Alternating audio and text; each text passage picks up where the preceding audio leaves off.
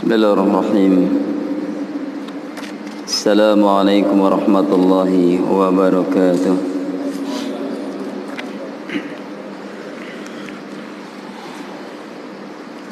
Innal hamdalillah nahmaduhu wa nasta'inuhu wa nastaghfiruh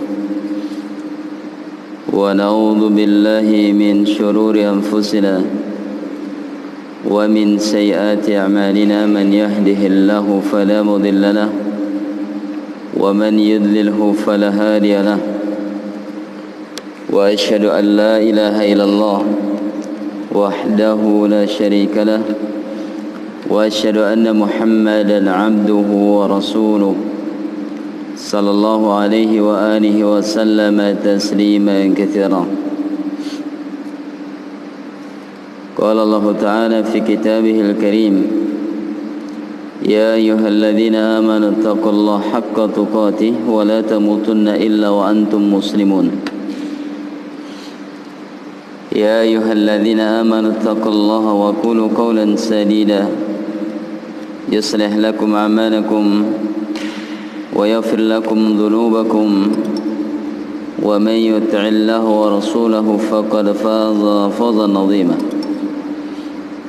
يا أيها الناس اتقوا ربكم الذي خلقكم من نفس واحدة وخلق منها زوجها وبث منهما رجالا كثيرا ونساء واتقوا الله الذي تساءلون به والأرحام إن الله كان عليكم رقيبا. أما بعد فإن أصدق الحديث كلام الله جل وعلا وخير الهدي هدي محمد صلى الله عليه وسلم وشر الأمور محدثاتها فإن كل محدثة بدعة وكل بدعة ضلالة وكل ضلالة في النار. Alhamdulillah, kita memuji Allah Subhanahu wa ta'ala yang telah memberikan kepada kita kenikmatan, memberikan kepada kita karunia sehingga pada malam hari ini kita bisa berkumpul di antara salah satu rumah Allah Subhanahu wa taala, tempat kita beribadah, tempat kita menimba ilmu, tempat kita mencurahkan buah fikiran kita untuk kemaslahatan kaum muslimin, untuk kemaslahatan manusia. Mudah-mudahan amal ibadah kita diterima di sisi Allah Subhanahu wa taala sehingga menjadikan amalan tersebut menjadikan kita sebagai hamba-hamba yang mulia di sisi Allah dan selamat di dalam menjalani dan mentuntaskan kehidupan kita sebagai seorang hamba Allah Subhanahu wa taala. Salawat dan salam kita senantiasa memohon kepada Allah Subhanahu wa taala, semoga tercurahkan kepada Nabi kita Muhammad sallallahu alaihi wasallam, kepada seluruh keluarga beliau, kepada seluruh para sahabat, dan juga tidak ketinggalan pula kita sebagai hamba Allah. Kita juga senantiasa memohon kepada Allah Subhanahu wa taala agar kiranya kita diberikan karunia sebagai hamba yang mendapatkan syafaat dari Nabi sehingga kita menjadi hamba yang mulia, bisa berdampingan bersama Rasulullah, manusia yang paling kita cintai di muka bumi ini. Khawati wa akhwati fillah jalla wa yakum, sebagaimana yang kita tahu dan kita faham bahwasanya kita sebagai kaum muslimin tidak lepas diri kita ini kebutuhan kita terhadap perkara yang bisa membimbing kita untuk menuju jalan yang lurus yang bermuara pada surga Allah Subhanahu wa ta'ala. Wajib bagi kita untuk mengetahui dan bisa membedakan antara hak dan yang batil, antara sunnah dan yang bid'ah, antara syirik dan tauhid, kufur dan iman.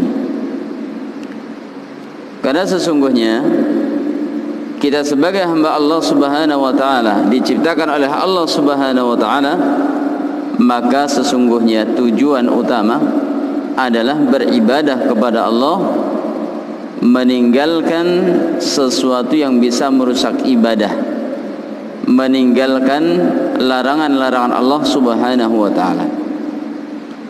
Oleh karena itu, menjadi kemestian bagi kita untuk senantiasa mengetahui jalan-jalan tersebut. Kemestian bagi kita untuk mempelajari rambu-rambu dalam agama, sehingga kita bisa menjalani sesuai dengan apa yang diinginkan oleh Allah Subhanahu wa taala. Maka dengan demikian, menuntut ilmu ini perkara yang wajib, menjadi kemestian. Bahkan Imam Ahmad bin Hanbal rahimahullah, beliau menyatakan hajatun nas ilal ilmi aktsaru min hajati ila at-ta'ami wasyarab.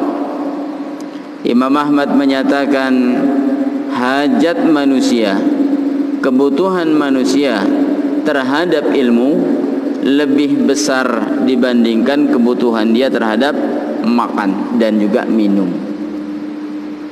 Kita butuh makan, Pak, tapi makan kita terbatas, satu hari 3 kali, atau mungkin paling banyak 5-6 kali satu hari. Minum juga begitu. Kita minum gak setiap waktu kita butuh minum. Minum juga ketika haus. Lepas dahaga maka kita gak butuh minum.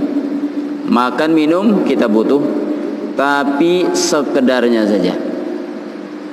Ini berbeda dengan ilmu. Adapun terhadap permasalahan ilmu, maka kebutuhan kita kebutuhan yang baku, kebutuhan yang setiap waktu dibutuhkan. Setiap kita menarik nafas kita butuh ilmu. Setiap kita menghembuskan nafas kita butuh ilmu. Melangkahkan kaki pergi dari rumah kita butuh ilmu. Kembali ke rumah kita butuh ilmu. Bahkan ketika dalam rumah, sampai pun ketika akan tidur dan bangun dari tidur, kita tidak lepas daripada ilmu. Intinya yang namanya ilmu ini dibutuhkan setiap waktu, sepanjang masa, sepanjang hari.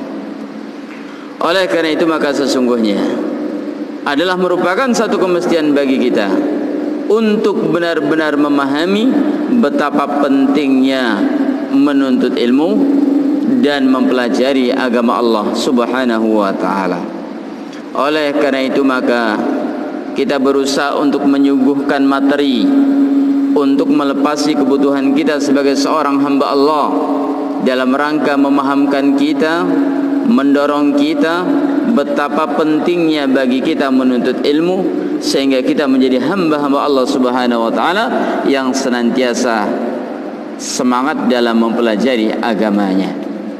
Maka insyaallah taala kita akan membaca sebuah risalah yang ditulis oleh Syekh Bakar Abu Zaid rahimahullahu taala, salah seorang guru dari Syekh Utsaimin rahimahullah, yang menyuguhkan bahasan atau materi khusus berkaitan dengan ilmu dengan judul Hilyatu Talibil Ilmi, perhiasan atau mahkotanya para penuntut ilmu. Penuntut ilmu adalah makhluk-makhluk yang mulia di sisi Allah Subhanahu wa taala.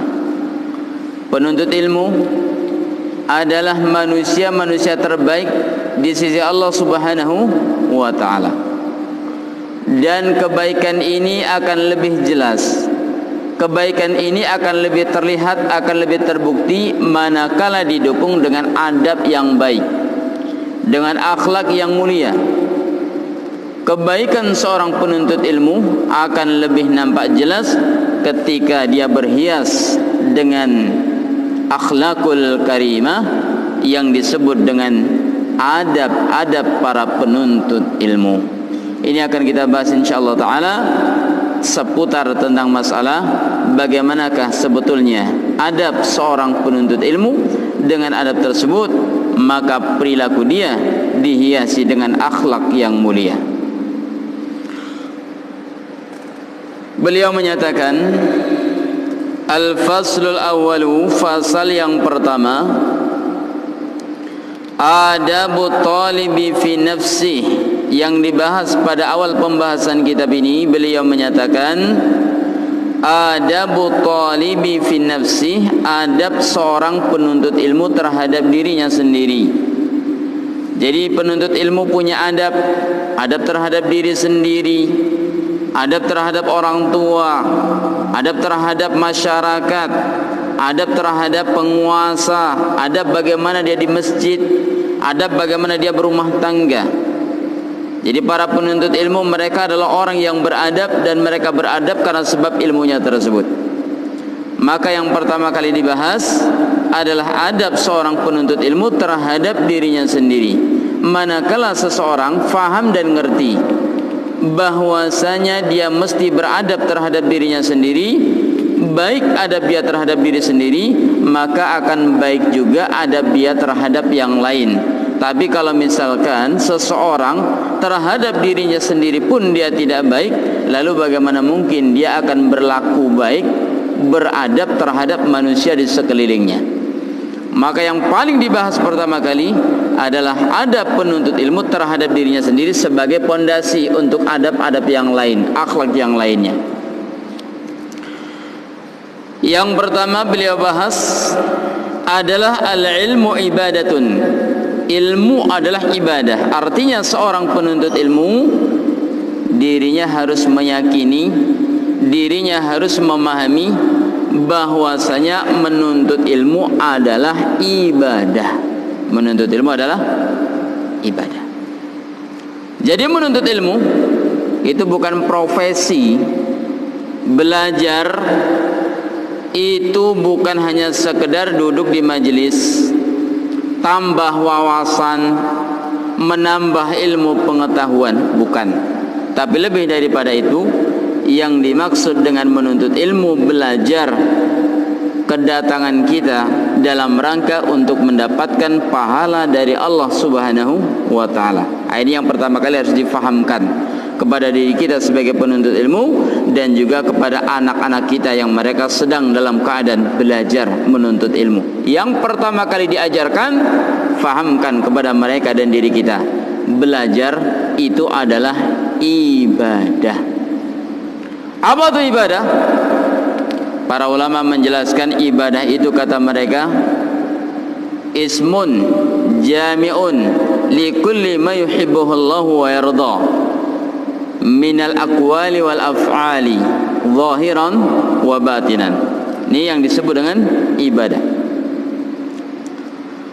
Apa itu ibadah? Ibadah adalah sebuah nama untuk segala sesuatu yang dicintai Allah Subhanahu wa taala.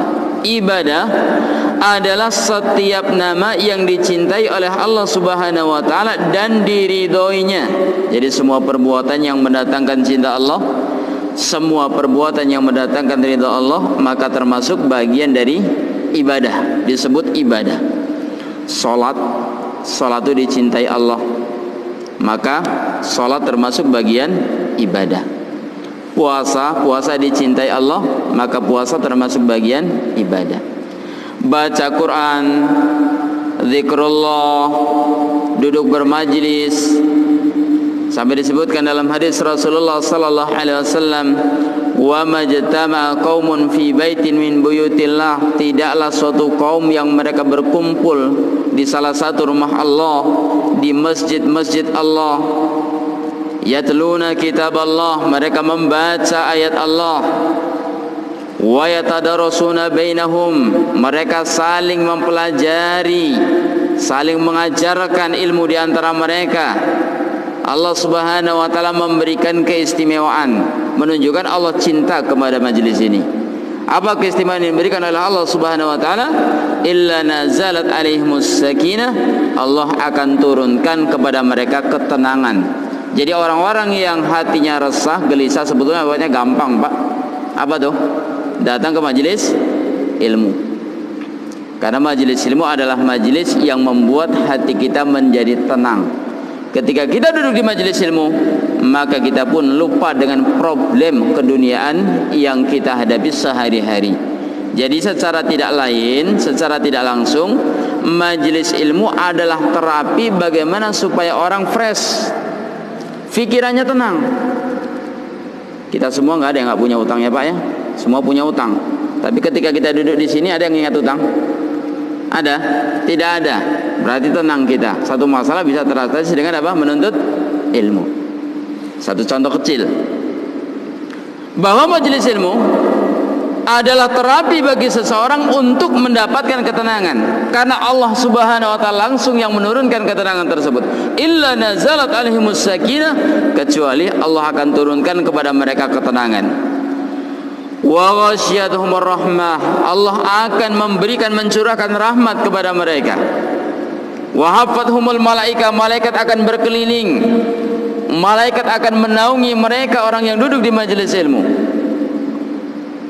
Wa dzakarahumullahu fi man indah, demikian pula Allah Subhanahu wa taala menyebut-nyebut dan membanggakan orang yang duduk di majelis ilmu. Masya Allah, lihat malaikat, Pak Fulan, Pak Fulan, Pak Fulan, lihat ada di majelis ilmu. Disebut-sebut oleh Allah nama kita, disebut-sebut oleh Allah Subhanahu wa taala nama-nama kita di hadapan makhluk yang paling mulia di muka bumi ini, yaitu para malaikat. Apa enggak bangga kita ini? Fablajanallah wa iyyakum. Demikianlah menunjukkan bahwasanya majelis ilmu adalah tempat yang diridhai dan dicintai Allah. Maka menuntut ilmu termasuk bagian amal ibadah yang dicintai Allah Subhanahu wa taala. Buktinya apa? Allah memberikan sekian banyak keistimewaan bagi para penuntut ilmu yang duduk di majelis ilmu itu. Itu menunjukkan bahwasanya menuntut ilmu adalah merupakan bahagian dari ibadah tersebut.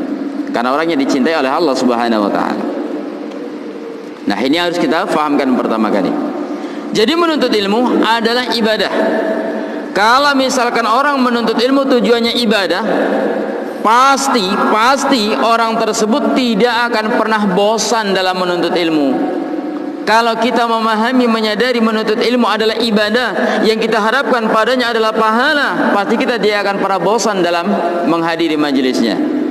Tapi kalau misalkan kita menuntut ilmu tujuannya hanya karena mendengarkan sesuatu yang baru saja atau menambah wawasan saja, maka ketika ada kajian yang membahas ilmu yang sama, apa kata hati kita? Sudah pernah dibahas itu, sudah tahunya aku itu. Ya tidak, akhirnya minggu depan gak berangkat lagi. Kenapa? Sudah pernah dengar. Kalau misalkan tujuan kita menuntut ilmu, pingin tahu, nambah wawasan saja. Ketika wawasannya nggak bertambah, minggu depan stop. Demikian pula kalau misalkan seseorang menuntut ilmu hanya karena sebab untuk gonta-ganti kitab, satu selesai kitab ganti kitab yang lain, selesai satu kitab ganti kitab yang lain. Nah, kalau tujuan seseorang menuntut ilmu, hadir di majelis ilmu, tujuannya hanyalah untuk memperbanyak baca kitab, suatu saat dia pun akan mengalami kefuturan, manakala kitab yang didapati ternyata kitab yang sudah pernah dipelajari.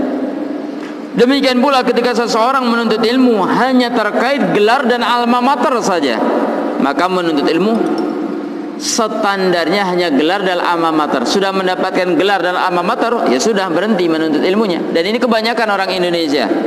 Kalau sudah menyandang gelar, habis, sudah menuntut ilmu sampai di situ. Tidak seperti para ulama, sampai rambut-rambut mereka memutih dalam rangka menuntut ilmu. Para masyayikh, masyaallah, sudah tua-tua umurnya 70, 60, masih duduk di majelis ilmu. Usia mereka sudah tua-tua, rambutnya sudah memutih, punya cucu, masih duduk di majelis ilmu. Itulah mereka para masyayikh. Beda dengan kita. Kalau kita sudah menyandang gelar, sudah duduk, nggak lagi berangkat menuntut ilmu, nggak lagi mau menuntut ilmu. Kenapa? Karena kita menuntut ilmu hanya sebatas gelar dan alma mater saja. Tapi kalau kita menuntut ilmu tujuannya adalah ibadah, maka pasti rutinitas menuntut ilmu tidak akan pernah terhenti sampai kapanpun. Kenapa? Yang kita harapkan adalah pahala. Semakin banyak melangkahkan kaki menuju majelis ilmu, semakin banyak pahala. Semakin kita banyak hadir di majelis ilmu, maka semakin kita mendapatkan banyak pahala. Maka kita akan semakin semangat dalam menuntut ilmu, karena menyadari menuntut ilmu adalah bagian dari ibadah tersebut. Qala al-musannif rahimahullah, aslul usuli fi hadhihi wal hilyatu bal wa likulli amrin matlubin ilmuka bi anna al ilma ibadatun penulis menyatakan dasar dari berbagai macam dasar. Berarti dasar yang paling asasi, dasar yang paling bawah, yang paling fundamental. Kalau di kita ini namanya tapak gajah. Di atas tapak gajah ada pondasi, di atas pondasi ada bangunan. Jadi aslul usul itu dasar yang paling dasar. Kalau di bangunan apa namanya, Pak? Apa? Tapak gajahnya. Itu dari aslul usul tuh. Aslul usul fi hadhihi al-hilyah, dasar dari berbagai macam dasar dalam perkara ini, dalam perkara ibadah, dalam perkara menuntut ilmu. Dan ini merupakan al-hilyah, merupakan mahkotanya para penuntut ilmu. Bal walikulli amrin matlubin, bahkan hal ini menjadi dasar bagi seluruh perkara yang dituntut dalam agama.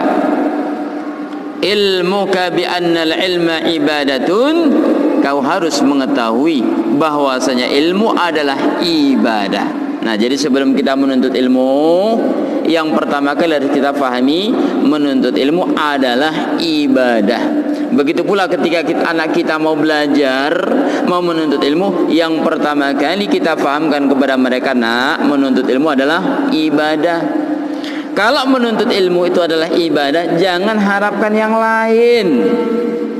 Jangan harapkan kedudukan, jangan harapkan pujian, jangan harapkan dapat dunia, jangan harapkan alma mater, sekedar ijazah, jangan harapkan apapun kecuali pahala dari Allah SWT. Ini yang pertama kali.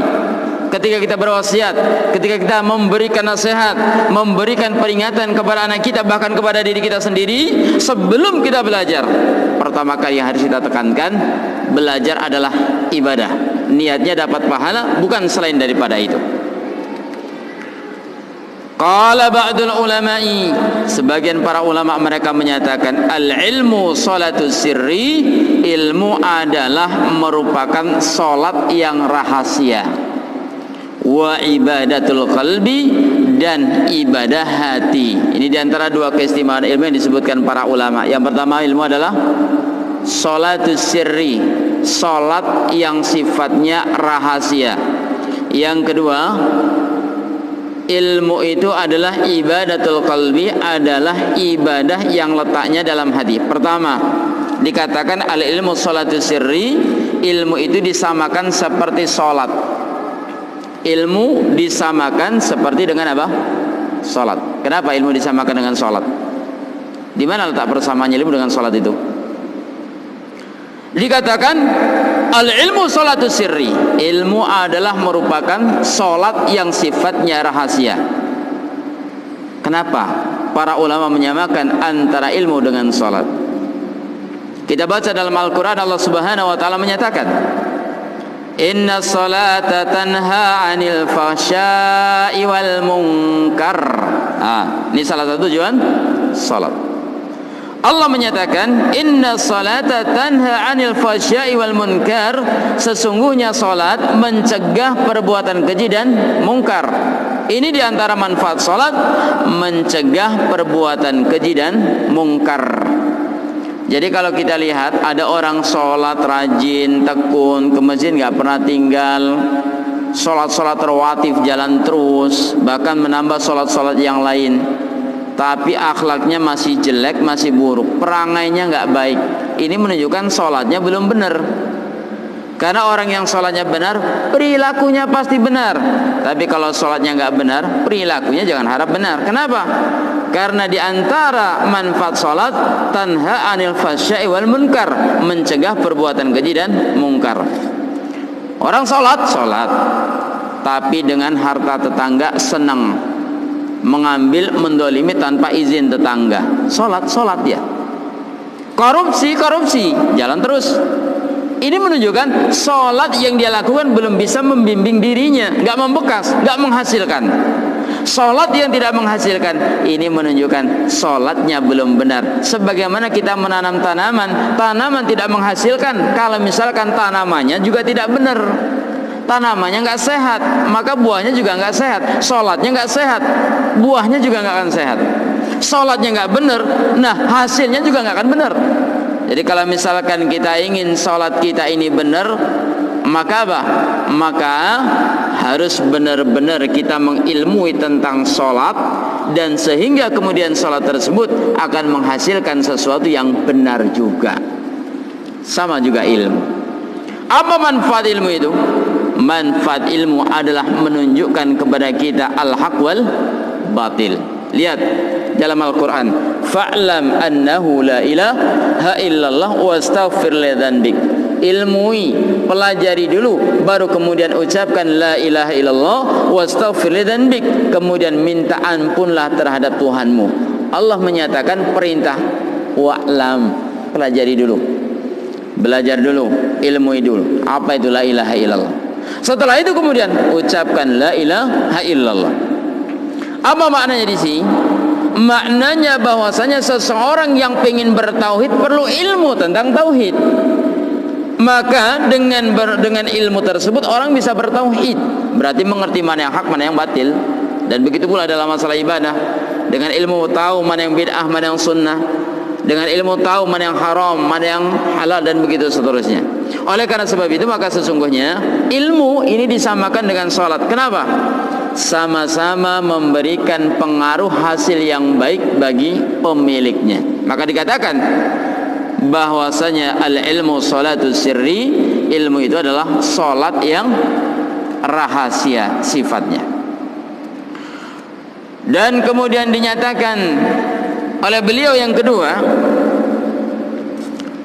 wa ibadatul qalbi, ilmu adalah merupakan ibadah hati.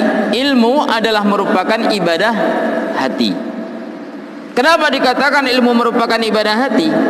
Karena kita kadang-kadang nggak bisa membedakan antara yang berilmu dan nggak berilmu. Kenapa? Ilmu itu masalahnya tempatnya dalam hati kita. Kalau orang kaya kan kelihatan, rumahnya gede, mobilnya ada, usahanya maju, pakaiannya bagus-bagus, uangnya banyak, ya kan? Nah, ini kaya, kelihatan. Demikian pula orang menunaikan ibadah haji, orang menunaikan ibadah haji, kelihatan. Orang infak bersedekah, kelihatan Pak Fulan infak keramik masjid sekian, Pak Fulan infak batu bata sekian, Pak Fulan infak apa? Infak semen sekian, kelihatan. Demikian pula jenggot ibadah, kelihatan. Pakai jubah sunnah ibadah, kelihatan. Tapi kalau ilmu Pak, tahu nggak kita tuh orang tuh berilmu atau tidak? Tahu atau tidak? Seseorang tuh berilmu, kita tahu nggak dia berilmu? Nggak tahu, kecuali setelah kita ngerti dan paham dekat dengan dia, baru tahu kalau dia berilmu. Kadang-kadang orang yang berilmu, sebelum kita kenal dengan dirinya, itu kadang-kadang kita remehkan dia. Ya kita panggil mas-mas, nah, ya kan? Kita panggil bang, nah, karena kita nggak tahu dia yang berilmu. Tapi setelah kita tahu berilmu, baru kita panggil ustadz atau syekh atau yang semisal dengannya. Karena kita nggak tahu bahwasanya dia adalah orang berilmu. Maka para ulama itu, masya Allah ya, seperti Ibnu Abi Dhi'bi, ini seorang ulama ahlul hadis, seorang ulama ahlul hadis, seorang ulama thiqatun sabtun, seorang yang thiqah, kokoh, kuat amalannya dan kuat manhajnya. Pakaiannya lusuh dan orang tidak akan mengira dia seorang ulama karena melihat apa? Pakaiannya yang begitu lusuh. Demikian pula Syekh Utsaimin rahimahullah disebutkan dalam sejarah, beliau belajar kepada Syekh Abdurrahman As-Sa'di. Ini gurunya Syekh Utsaimin. Belajar kepada Syekh Abdurrahman As-Sa'di. Syekh Abdurrahman As-Sa'di orangnya gagah, putih, bersih, pakainya bersih karena orang kaya. Orang Saudi rata-rata kaya. Ketika itu beliau mendengar seorang nama seorang ulama Syekh Asy-Syinkiti rahimahullah, penulis Adwaul Bayan. Nah, ketika beliau mendengar nama Asy-Syinkiti yang dikatakan masya Allah sebagaimana beliau itu seperti kitab yang berjalan, begitu luas ilmunya, begitu dalam ilmunya, sehingga disebut oleh manusia beliau seperti apa? Seperti maktabah, seperti perpustakaan yang berjalan. Maka Syekh Utsaimin kemudian tergerak hatinya dan kemudian ingin belajar kepada Syekh Syinkiti rahimahullah ta'ala. Begitu ketemu, apa kata Syekh Utsaimin? Masa begini ulama? Kucel lusuh, pakaiannya seperti itu. Nah, karena memang orang Singkit begitu. Orang Singkit itu kulitnya kulit hitam dan memang negaranya negara miskin. Nah, sehingga ketika berjumpa dengan beliau tidak sebanding dengan Syekh As-Sa'di rahimahullah ta'ala. Tapi begitu dia duduk di majlis Syekh Singkit rahimahullah, barulah kemudian beliau begitu takjub dan kagum dengan ilmu yang dimilikinya. Nah, kadang kita nggak bisa membedakan mana yang berilmu, mana yang enggak. Karena setahu kita kadang-kadang orang berilmu itu apa? Pakaiannya bagus, necis. Tidak semuanya. Kadang ada di antara mereka yang memang zuhud, hidup sederhana dan lain sebagainya. Jadi kadang kita nggak tahu dia seorang yang berilmu, padahal ilmunya luar biasa sekali. Maka dikatakan bahwasanya ilmu adalah ibadatul qalbi. Ilmu itu adalah ibadah dalam hati yang orang nggak tahu bahwasanya ilmu yang tersimpan dalam dadanya begitu luar biasa. Cuman manusia tidak tahu karena sifatnya tersembunyi. Dinyatakan oleh beliau, wa alaihi fa inna syartal ibadati, atas dasar ini, artinya karena bahwasanya menuntut ilmu adalah merupakan ibadah. Tadi kita mengatakan sepakat ilmu ibadah ya Pak ya. Menuntut ilmu adalah ibadah.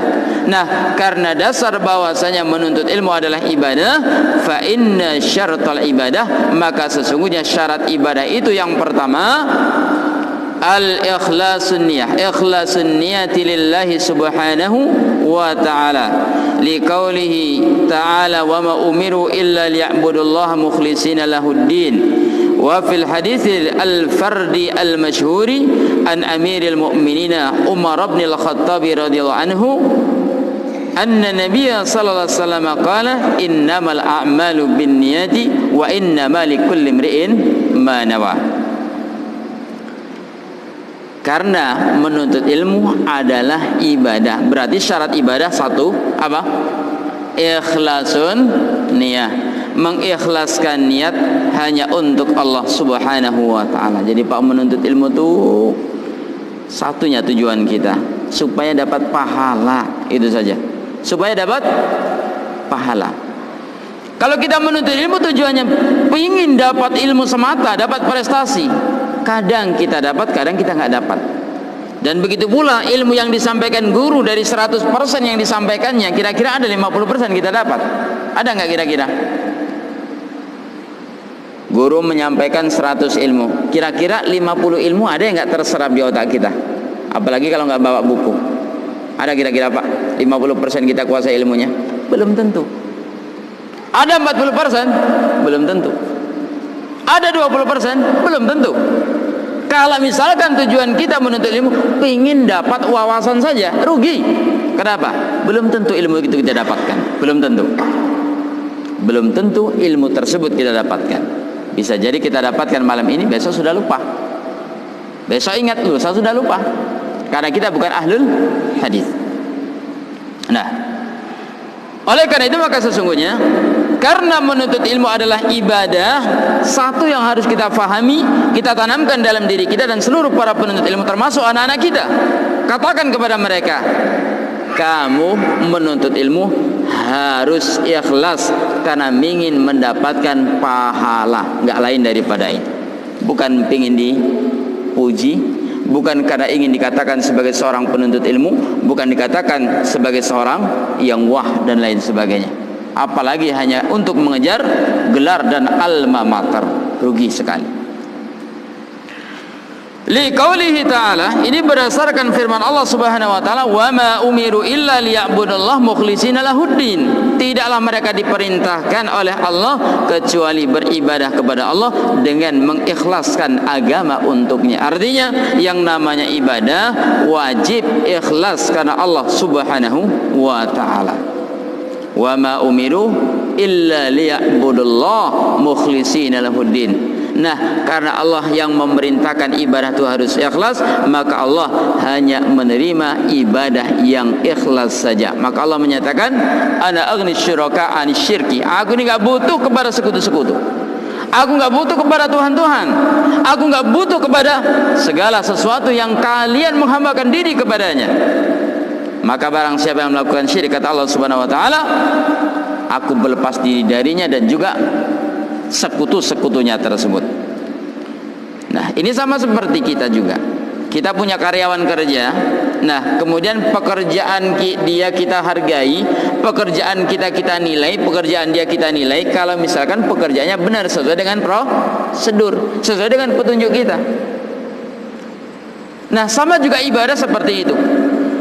Allah memerintahkan kita ibadah dan Allah memerintahkan kita untuk ikhlas. Maka ibadah yang diterima ketika ikhlas. Sebagaimana kita juga seperti itu. Kita perintahkan seseorang untuk kerja dan pekerjaan diterima kalau pekerjaannya sesuai dengan prosedur yang sudah kita tetapkan itu. Prosedur dalam beribadah harus ikhlas, maka Allah akan menerima yang ikhlas saja. Maka Bapak silakan perhatikan, di zaman kita ini bukan gak banyak para penuntut ilmu itu Pak, ribuan. Untuk wilayah Riau saja ada berapa pondok pesantren? Kurang lebih 20-an mungkin pondok pesantren salaf. Lah kalau misalkan 1 tahun lulusannya, 1 tahun satu pondok itu 30-50 orang, lah 20 berapa? 600 orang, ya kan? 1 tahun tuh 600 orang penuntut ilmu yang lulus harusnya. Yang jadi dai paling tidak 200-300. Antum semua Bapak bisa saksikan 1 tahun berapa dai yang terlahir di negeri kita ini? Berapa dai yang terlahir di negeri kita ini? Nol besar. Enggak sebanding dengan jumlah lulusan, enggak sebanding dengan jumlah alumnus yang mereka tamat setiap tahunnya. 600 lulusan saja yang jadi dai 20 dalam jangka waktu 10 tahun 2000 dai yang ada di negeri kita ini. Tapi lihatlah kenyataannya, dari sekian banyak lulusan hanya sebagian kecil yang mereka berhasil mendapatkan ilmu, bisa mengajarkan ilmu. Kenapa bisa begitu? Berangkat dari niat yang tidak benar akan menghasilkan sesuatu yang tidak benar. Maka kita wajib memperingatkan anak kita ketika mau belajar ikhlas, hanya untuk mendapatkan pahala dari Allah Subhanahu wa taala. Kalau kita ikhlas kepada Allah dalam beribadah, Allah akan perhatikan. Kalau Allah sudah memperhatikan kita, apa yang tidak diberi oleh Allah Subhanahu wa taala? Allah Maha Kaya. Ini yang harus kita tanamkan ke dalam jiwa anak-anak kita. Jauhkan sifat keduniaan, jauhkan sifat dari sifat-sifat yang bisa merusak jati diri seorang penuntut ilmu dan merusak ibadahnya kepada Allah Subhanahu wa taala.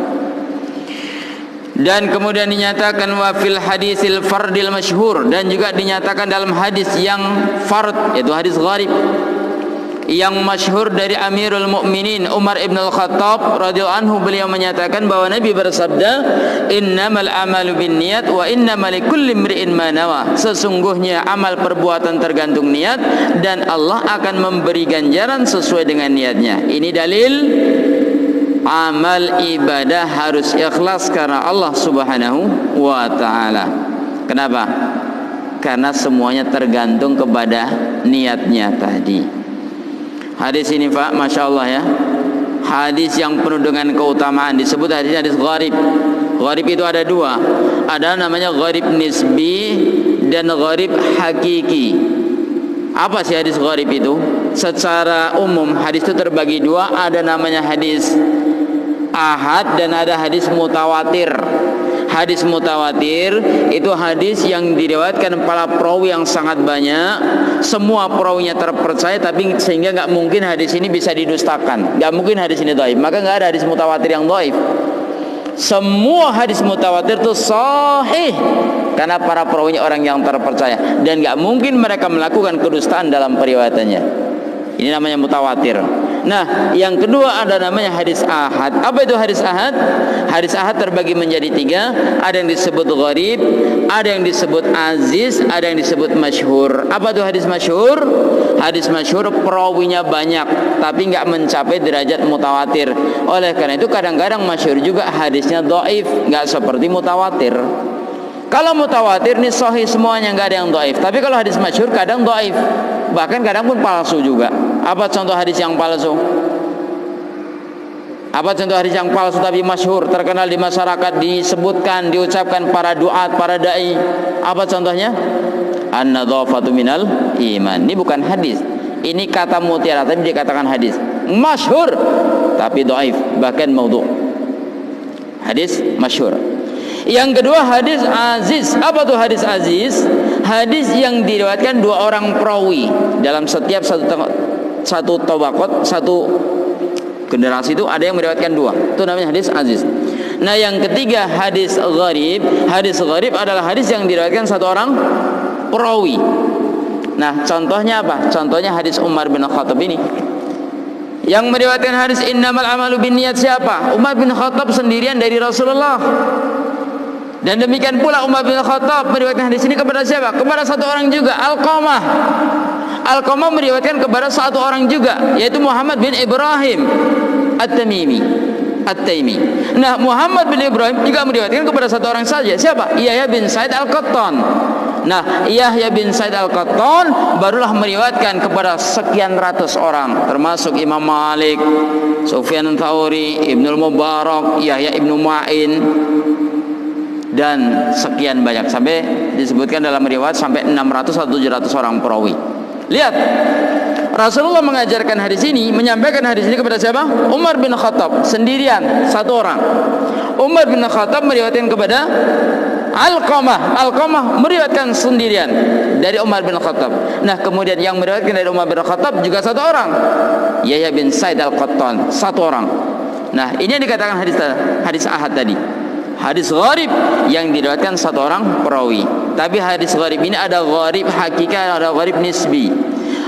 Kalau gharib hakiki memang satu orang yang meriwayatkan, nggak ada yang lain kecuali dia. Nah, kalau gharib nisbi itu memang ada jalan periwayatan yang lain, tapi apa?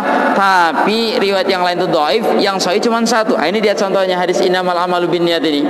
Ini hadis gharib, tapi gharib nisbi yang meriwayatkan dari Rasulullah. Bukan hanya Umar bin Khattab, Abu Hurairah pun meriwayatkan, Aisyah pun meriwayatkan, Abu Bakar pun meriwayatkan, Abdullah bin Abbas pun meriwayatkan hadis innamal amalu binniyat.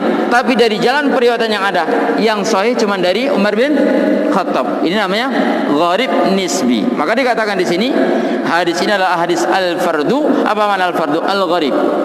Hadis ini adalah hadis gharib riwayat dari Umar ibn al-Khattab radhiyallahu anhu warḍah. Hadis yang sangat mulia. Walaupun dia gharib tapi dia sahih dan disepakati oleh ulama kesahihannya. Imam Syafi'i mengatakan tentang keistimewaan hadis tersebut.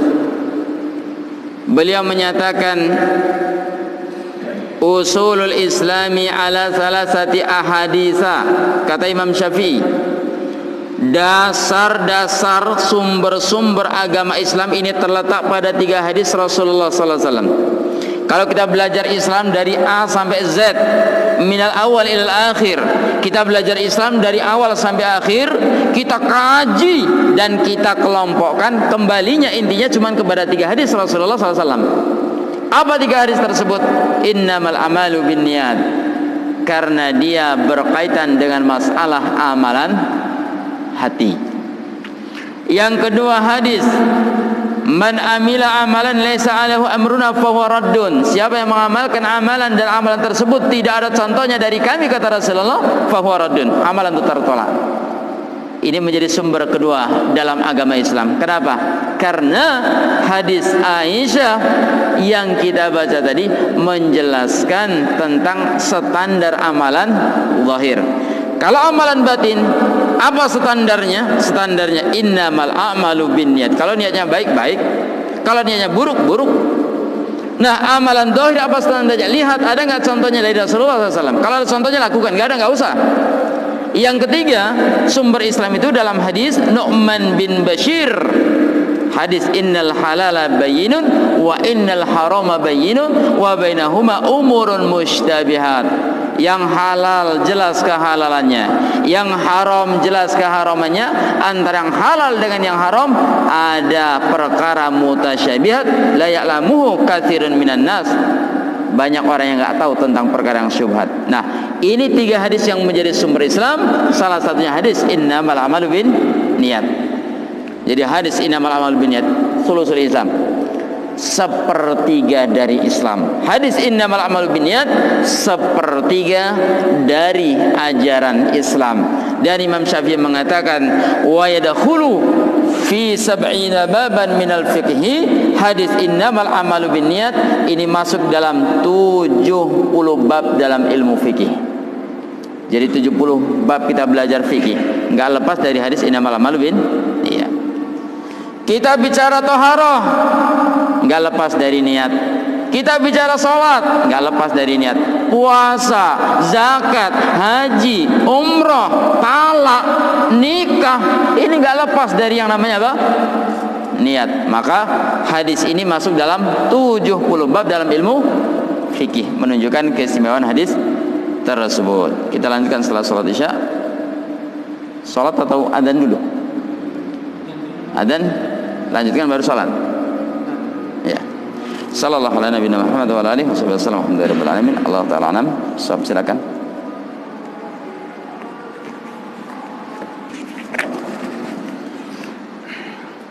Alhamdulillah wassalatu wassalamu ala Rasulillah wa ala alihi washabbihi wa ala. Wa asyhadu an la ilaha illallah wahdahu la syarika lahu wa asyhadu anna Muhammadan 'abduhu wa rasuluh. Sallallahu alaihi wa alihi wasallam tasliman katsiran ma ba'du. Kemudian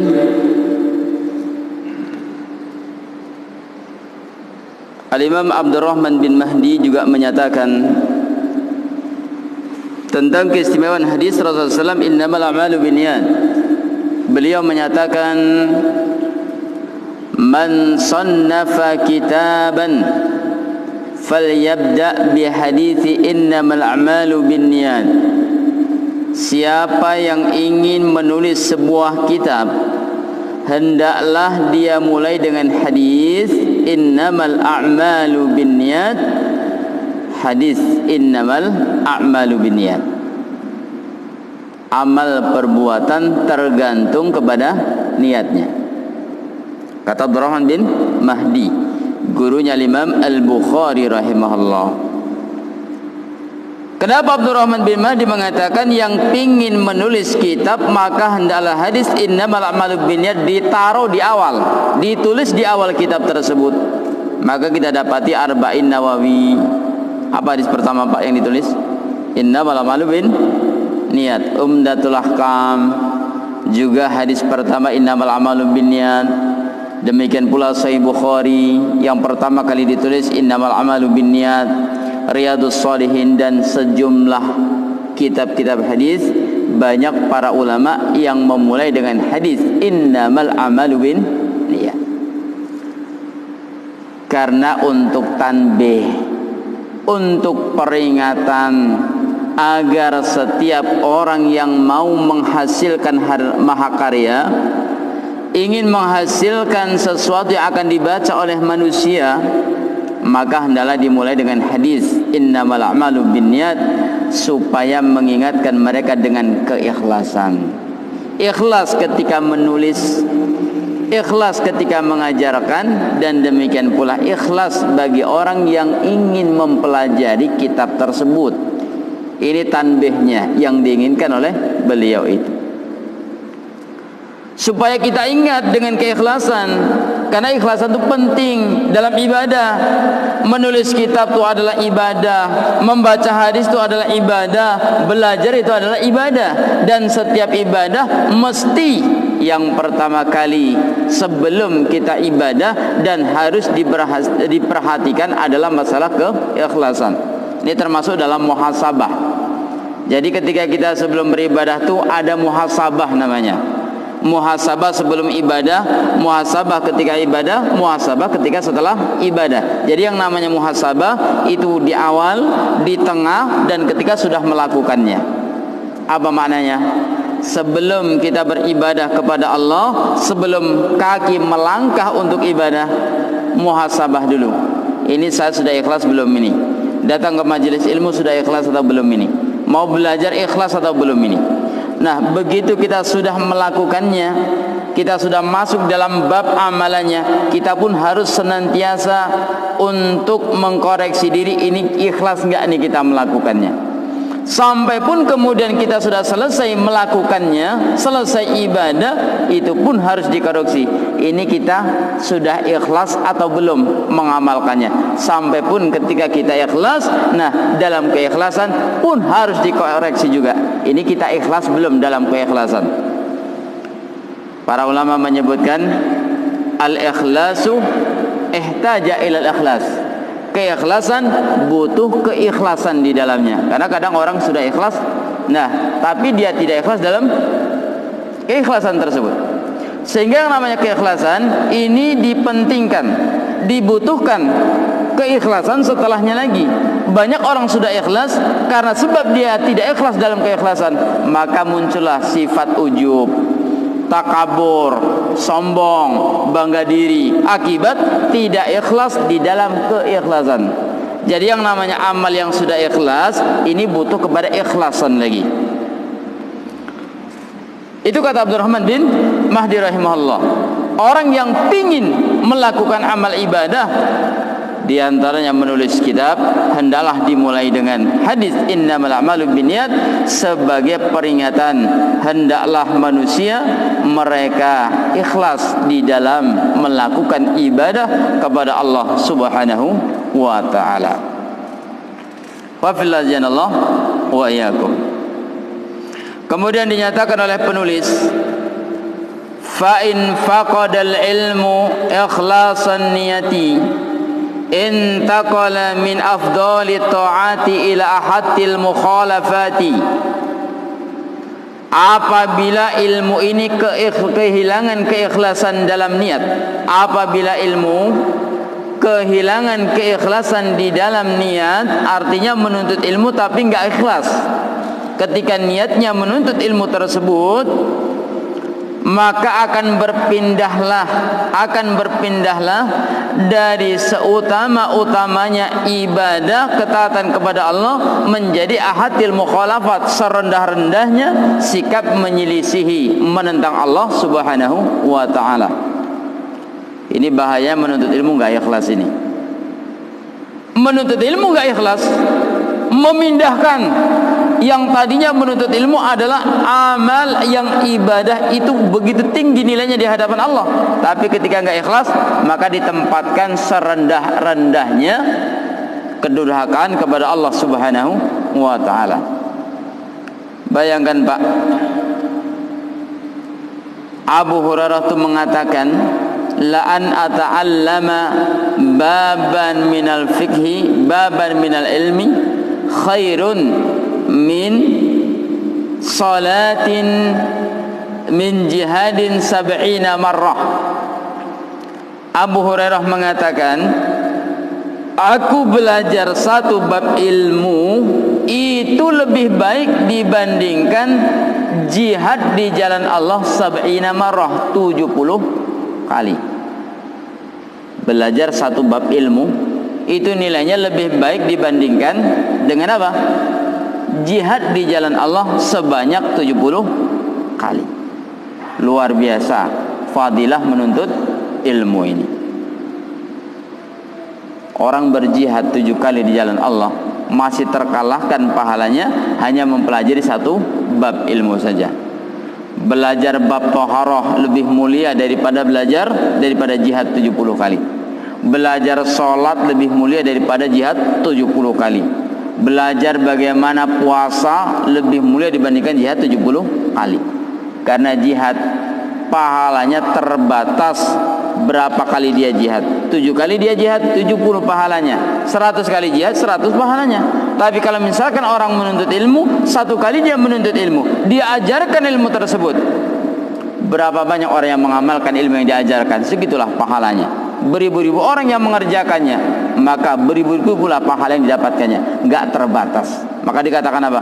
Menuntut ilmu ini lebih baik nilainya dibandingkan dengan jihad di jalan Allah sebanyak 70 kali.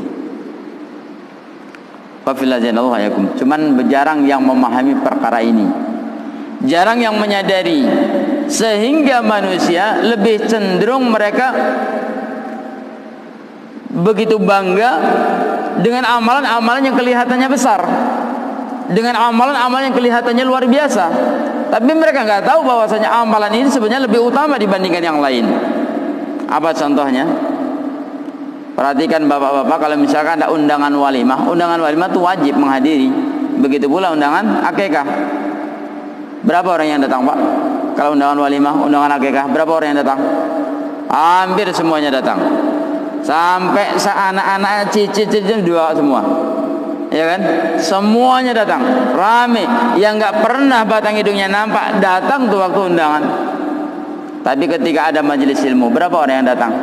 Hanya sekian yang datang. Kenapa? Karena mereka menganggap ini amalan utama ini. Sampai kadang muhajir mentahdir, kenapa kamu gak ikut undangan, gak berangkat undangan? Bukankah ini wajib? Khafilah. Padahal amalan ini amalan mulia, tapi tidak sebesar kemuliaan menuntut ilmu di hadapan Allah Subhanahu wa taala. Tapi orang lebih cenderung menganggap bahwasanya amalan yang biasa-biasa dianggap luar biasa. Yang luar biasa mereka tinggalkan. Kenapa? Enggak paham. Menuntut ilmu nilainya lebih besar dibandingkan jihad di jalan Allah 70 kali. Makanya dalam Al-Quran disebutkan enggak harus orang mukmin itu keluar semuanya ke medan perang, enggak usah, kata Allah. Dah sebagian tinggal aja di masjid-masjid, biar mereka menuntut ilmu. Nah nanti yang mereka berjihad di jalan Allah pulang, nah gantian diajari mereka. Mana yang lebih utama? Jihadnya atau menuntut ilmunya? Menuntut ilmunya lebih mulia. Buktinya apa? Boleh, enggak usah ikut perang kalian, duduk di majelis ilmu. Nanti yang perang pulang kembali dari perang, nah sampaikan ilmu kepada mereka, biar mereka duduk di hadapan kalian. Mana yang lebih mulia? Yang duduk di majelis ilmu. Khairun minal jihadi sab'ina marrah. Menuntut ilmu itu nilainya lebih tinggi 70 kali lipat dibandingkan dengan jihad fisabilillah itu. Tapi kalau misalkan amalan ini salah ditempatkan dengan niat yang tidak benar, amalan tadi mulia jatuh kepada amalan yang paling jelek di muka bumi ini. Maka kita dapat hadis dari apa? Sahabat Abu Hurairah radhiyallahu anhu, riwayat Imam Bukhari Muslim. Ketika ada seseorang yang datang kepada Abu Hurairah tanya, sampaikan kepadaku hadis yang kau dengar langsung dari Rasulullah SAW. Pingsan Abu Hurairah. Begitu siuman bangkit, sadar, tanya lagi, sampaikan kepadaku hadis yang disampaikan Rasulullah, kau dengar dari Rasulullah. Pingsan lagi Abu Hurairah sampai beberapa kali. Kemudian Abu Hurairah menceritakan, salasun, kata Abu Hurairah, ada 3 golongan yang orang ini adalah orang yang pertama kali diseret ke dalam neraka jahanam. Ternyata yang pertama kali diseret ke dalam neraka jahanam itu bukan penyembah berhala, bukan yang menyembah Latta, Uzza, Mana, bukan yang menyembah patung, bukan yang menyembah syaitan, menyembah jin. Bukan itu orang yang pertama kali diazab di hadapan Allah. Tidak. Siapa mereka? 1, talibul ilmi, para penuntut ilmu. Menuntut ilmu amalan yang paling mulia di sisi Allah.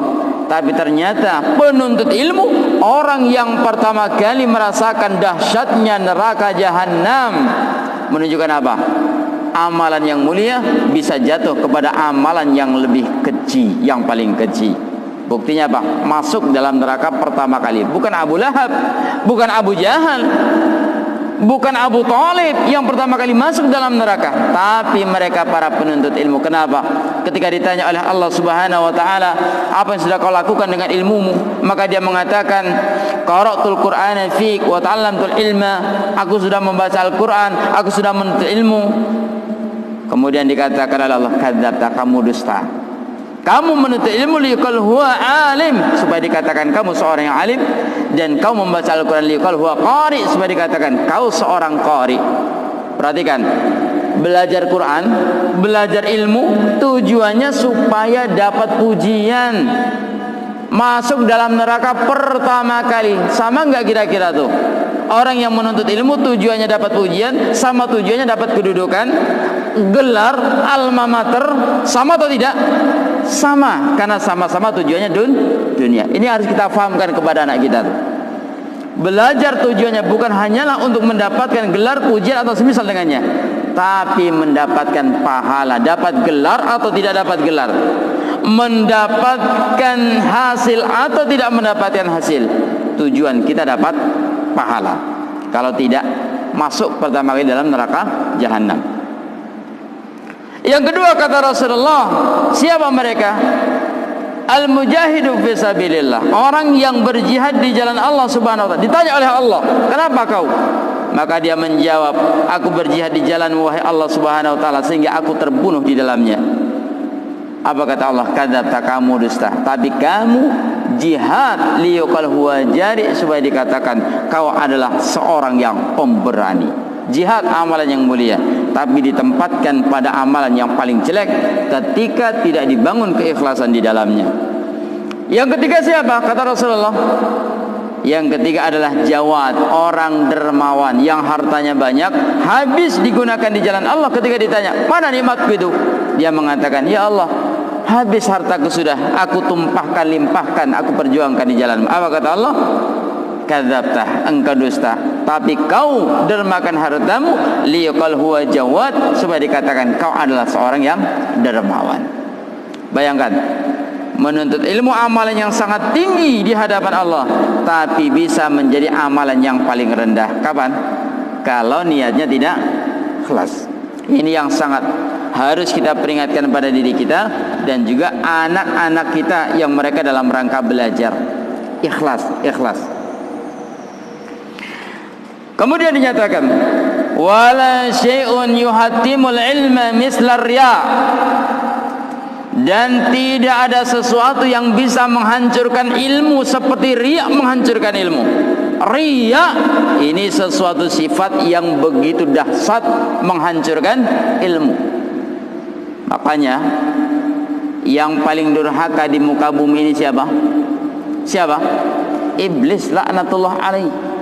Iblis laknatullah alaih. Kenapa iblis menjadi makhluk yang paling keji, yang paling laknat di muka bumi ini? Dia bukan orang jahil, dia bukan gak berilmu, dia berilmu, dia pinter, ahli ibadah, tapi dia gak mau disaingi karena dia sudah banyak mendapatkan pujian, gak mau ada yang menyaingi. Tiba-tiba Allah menciptakan Adam, Adam dianggap sebagai saingannya. Dah runtuh ilmunya iblis, gak bermanfaat sama sekali. Karena sebab apa? Karena penyakit ini, riya tadi itu. Nah, begitu pula dengan yang lainnya. Riya, riya'u syirkin atau riya'u ikhlasin. Riya yang berkaitan dengan kesyirikan atau riya yang berkaitan dengan keikhlasan kepada Allah Subhanahu wa taala. Wa mislu at-tasmi'i bi an yakula musammi'an alimtu wa hafidtu. Demikian pula yang menghancurkan ilmu seseorang seperti tasmi'. Apa itu tasmi'? Mendengarkan, menyebarkan keistimewaan dia. Contohnya di sini apa? Diberikan contoh, alimtu kada wa kada, hafidtu kada wa kada. Aku ini sudah menyelesaikan kitab ini, kitab ini, kitab ini. Saya ini sudah bisa begini, begini, begini. Saya sudah bisa menghafalkan sekian-sekian ayat, sekian-sekian hadis Rasulullah. Aku sudah begini, begitu. Guruku begini, begitu. Dalam rangka untuk musami'an, untuk membanggakan dirinya, hanya memperdengarkan kepada orang lain supaya orang lain, wah, masya Allah. Nah, ini perkara yang sangat membahayakan ilmu. Musami'an, untuk agar orang lain mendengar dan mengetahui dia adalah orang yang hebat. Wa alaihi faltazimi takhalusa min kulli ma yashubu niyataka fi sidqi talabi. Oleh karena itu, maka hendaklah engkau benar-benar ikhlas, benar-benar ikhlas, mengikhlaskan amalan, memurnikan amalan dari segala sesuatu yang bisa merusak niatmu itu. Fi sidqit talab, dalam kejujuranmu dalam menuntut ilmu. Apa tuh yang bisa menghancurkannya, yang bisa menghilangkan keikhlasan? Di antara disebutkan contoh, kahubbid duhur. Contohnya hubbud duhur. Apa tuh hubbud duhur? Cinta dengan ketenaran, supaya dia terkenal. Nah, bikin video, kemudian video yang ditampilkan dia sendiri supaya orang tahu, masya Allah si fulan ilmunya, masya Allah si fulan begini, si fulan begitu, masya Allah alimnya orang ini, dan lain sebagainya. Hubbud duhur, suka supaya dia terkenal. Dan di zaman ini kita hidup pada zaman yang mendapatkan popularitas itu gampang dan mudah. Apalagi ada HP, medsos ya, gampang sekali untuk mencari seperti ini, keduniaan seperti ini. Bahkan kadang-kadang orang untuk mencari popularitas rela untuk melakukan pelanggaran hukum syar'i. TikTok, dengan TikTok orang cepat terkenal tuh, ya kan? Cepat terkenal. biar supaya santer melakukan perbuatan yang nyeleneh. Orang nggak peduli apakah itu dilarang syariat atau tidak, haram atau enggak, Allah murka atau tidak. Yang penting kalau dia terkenal, lakukan.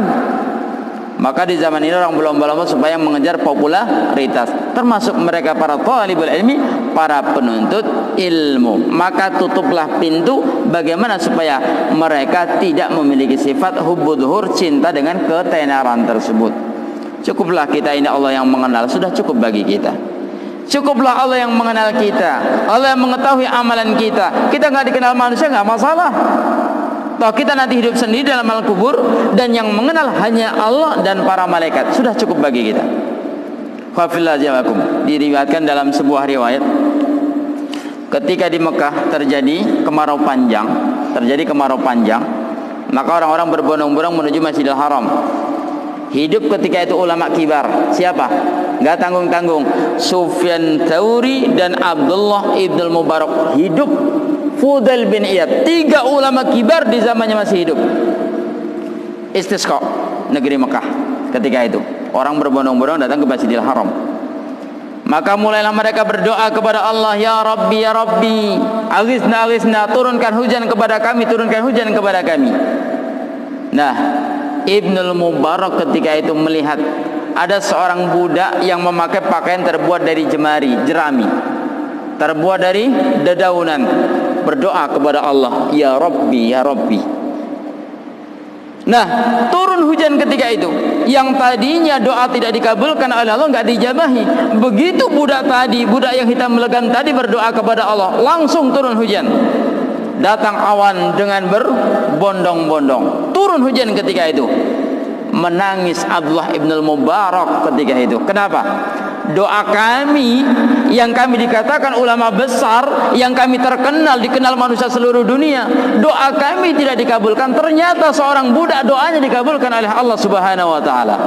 Maka Abdullah ibn Mubarak kemudian mencari tahu, ini mana rumah budak ini. Diikuti oleh Abdullah ibn Mubarak. Diikuti. Ternyata budak ini milik seseorang yang berada di kota Mekah ketika itu. Dia datangi tuannya, wahai tuan, saya ingin membeli budak-budakmu. Maka dihadirkan, yang mana? Pilih, budak saya banyak nih. Yang ini? Bukan. Yang ini? Bukan. Yang ini? Bukan. Yang ini? Oh iya, ini. Yang ini saya beli. Kemudian apa kata tuannya? Oh, kalau ini saya tidak jual. Ini tidak saya jual. Kenapa tidak saya jual? Budak ini memiliki keistimewaan yang luar biasa, dan budak ini membawa barokah yang sangat besar dalam kehidupanku. Ketika ditanyakan kepada budak itu, apa sebetulnya amalannya yang istimewa tentang budak itu sehingga kemudian tidak dijual oleh tuan tadi? Maka tuan tadi menjawab, budak ini tidak pernah memakan hasil jerih payah orang lain, melainkan yang dimakan adalah hasil dari jerih payah tangannya sendiri. Dan kemudian budak ini tidak pernah tidur malam karena asyiknya berdoa kepada Allah, beribadah kepada Allah Subhanahu wa taala.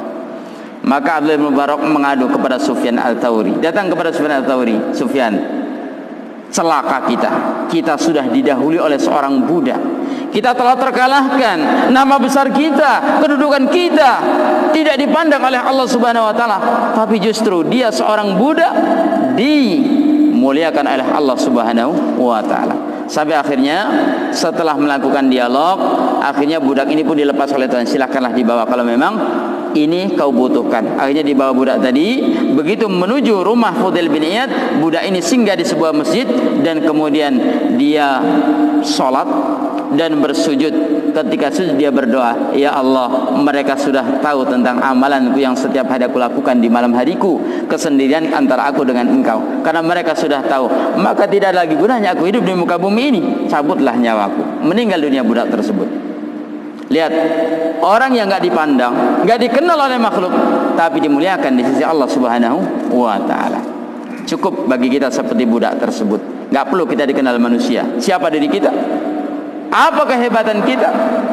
Bagaimana alimnya kita? Enggak perlu dikenal. Yang penting Allah yang memberikan penilaian terhadap diri kita. Fafilazinallah wa iyyakum. Oleh karena itu maka hubbu zuhur ini sesuatu yang sangat dahsyat, menghancurkan ilmu seseorang. wa tafawuqu 'alal aqran, merasa diri lebih tinggi dari orang yang sebayanya. Itu temanku itu, itu muridku itu lebih rendah dari aku ilmunya. Merasa tafawuq, lebih tinggi dari yang lainnya. Demikian pula waja'alahu silman li aghradin wa aghradin min jahin aw malin. Kemudian orang ini menjadikan ilmunya sebagai tangga untuk memperoleh tujuan di antara tujuan dunia, jah aw mal, baik itu kedudukan maupun harta. Jadi ilmu yang didapatkannya bukan untuk berkorban, untuk beribadah, tapi justru meraup keuntungan yang sebesar-besarnya. Lain orang zaman sekarang ini dengan zaman sahabat dulu, zaman salaf dulu. Kalau zaman salaf dulu, semakin berjuang di jalan Allah, mereka semakin miskin. Ya tidak? Imam Ahmad bin Hanbal sampai masa tuanya tuh, apa pekerjaannya, Pak? Sore hari selepas ngajar, maka beliau bawa kampak atau bodem keliling kampung. Ngapain? Menawarkan diri. Ada nggak yang butuh kerjaan? Ada nggak yang membutuhkan pekerja? Kenapa bawa kampak? Kenapa bawa bodem? Barangkali ada di antara mereka yang ingin memecah batu atau mengampak kayu. Siap Imam Ahmad sebagai pekerjanya, mengupah sebagai buruh. Bayangkan Imam Ahmad di zaman sekarang ini. Imam Ahmad kalau hidup di zaman sekarang ini, jadi apa beliau coba? Jadi apa beliau coba? 5.000 orang muridnya, Pak. Tarik satu orang 100.000 SPP, 5.000 satu bulan, berapa gajinya? 500 juta, iya enggak? Pekerjaannya cuma sebagai seorang kuli bangunan atau sebagai seorang pencari kayu bakar, jual di pasar.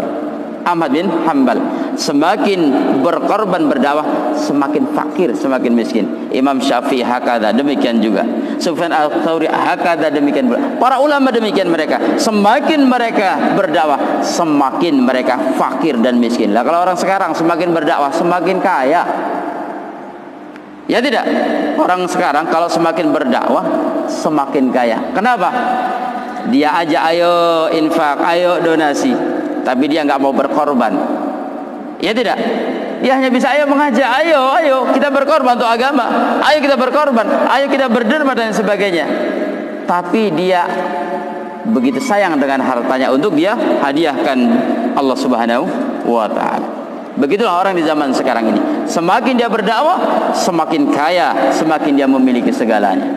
Kalau di zaman dahulu, semakin mereka berdakwah, semakin miskin dan fakir. Kenapa? Karena orang zaman dahulu mereka tahu dan mereka paham dakwah itu adalah lahan kita untuk berkorban, mengorbankan harta, mengorbankan tenaga, mengorbankan buah pikiran, dan mengorbankan ilmu. Itulah dia dakwah. Bukan mengumpulkan umat, mengumpulkan harta untuk kesenangan dia dengan atas nama umat. Tidak. Tapi dia yang mengorbankan harta, jiwa dan tenaganya untuk umat, untuk agama Allah Subhanahu wa ta'ala. Tujuan dunia. Au ta'zimin au sum'atin, atau tujuannya adalah supaya dia diagungkan atau supaya dia terkenal, sum'ah. Au talabi Muhammadin, atau dia meminta atau menuntut pujian dari manusia. Au sarfi wujuhan nasi ilaik, atau supaya manusia mengarahkan pandangannya terhadap dirimu, artinya apa? Memuji, menjadi pusat perhatian. Fa inna hadza awwalu fa inna hadza wa amsalha idza syabat an-niyah afsadatha wa dhahabat barakatul ilmi. Kalau misalkan sifat-sifat seperti ini, sum'ah, riya, cinta kedudukan, pingin dapat sanjungan, pingin dapat kekayaan karena sebab ilmu agama, maka ini akan merusak niat-niat dan merusak ilmu itu sendiri. Kalau sudah begini bagaimana? Zahabat barakatul ilmi, maka hilanglah barokah ilmu itu sendiri. Maka orang sekarang nih Pak, ilmunya banyak tapi barokahnya kurang. Kalau di zaman dahulu Masya Allah, walaupun ilmunya sedikit, barokahnya banyak. Siapa contohnya? Khadijah radhiyallahu anha. Khadijah ilmunya banyak? Tidak. Tapi apa? Hartanya habis di jalan Allah Subhanahu wa ta'ala. Orang sekarang semakin banyak ilmu, semakin kaya dia, semakin gampang mencari duit. Itu orang zaman sekarang. Zahabat barakatul ilm, hilang barokah ilmu. ولهذا يتعين عليك أن تمشي نيتك أن تحمي نيتك من شوائب الإرادة. Maka wajib bagimu untuk menjaga niatmu dari segala macam yang bisa merusak keinginan li ghairillahi ta'ala, untuk selain Allah tujuannya. Bal wa tahmi al-hima, bahkan kau harus menjaga niat yang sudah terjaga tersebut. Jadi ketika kita belajar, pertama kita menjaga niat supaya ikhlas. Sudah niat itu ikhlas, nah kita pun menjaga keikhlasan, menjaga niat yang sudah terjaga, terpelihara tersebut. Wabillahikum, ini yang kita bahas pada pertemuan kali ini sebagai awal dari mukaddimah kitab Hilyah Talibil Ilmi, untuk perhatian kita bersama pentingnya kita ikhlas dalam beribadah kepada Allah Subhanahu wa taala, dan demikian pula pentingnya bagi kita untuk menjaga niat ikhlas itu sendiri, yang di zaman ini manusia cenderung mereka lupa untuk menjaga keikhlasan karena banyaknya pintu-pintu di zaman ini yang bisa merusak keikhlasan tersebut. Maka senantiasa kita ini tidak bosan-bosan membahas tentang masalah niat, membahas tentang ikhlas, karena sesungguhnya niat dan keikhlasan ini menjadi ujung tombak dan menjadi satu alat yang paling utama ketika kita ingin mendapatkan kebahagiaan dunia dan akhirat tadi.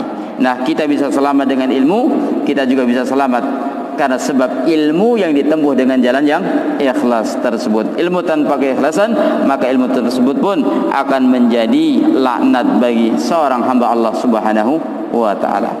Mudah-mudahan bermanfaat bagi kita semua, dan kita cukupkan wa sallallahu ala nabiyina Muhammadin wa ala alihi washabbihi wasallam. Alhamdulillahirabbil alamin. Allahu taala alam bis-shawab. Assalamualaikum warahmatullahi wabarakatuh.